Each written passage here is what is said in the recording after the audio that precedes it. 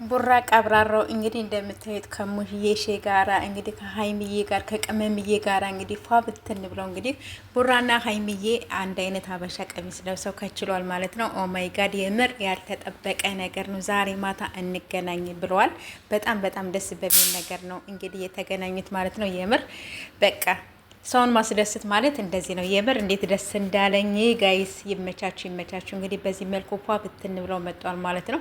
ያው ያሳለፉት ምን ያሉትን የዛሬ ይተነፍሳሉ እንዴት እንደሰነበቱ ማለት ነው። ግን በቃ ባህልን በተመለከተ ነገር ነው አብረው አሳልፈው ምን ብለው ዛሬ ከች የሚሉ እንግዲህ ዛሬ ማታ እንገናኝ ብለዋል። በጣም ነው ደስ ያለኝ። ደስ ይበላችሁ፣ እንኳን አደረሳችሁ ብያለሁ የኔ ውዶች፣ የኔ ምርጦች።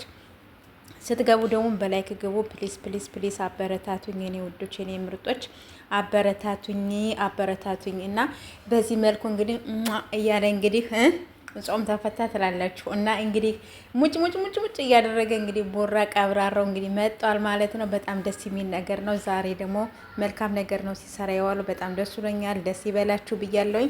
ስትገቡ በላይክ ግቡ ፕሊስ የኔ ውዶች የኔ ምርጦች። መልካም ቆይታ ይሆንላችሁ። መልካም በዓል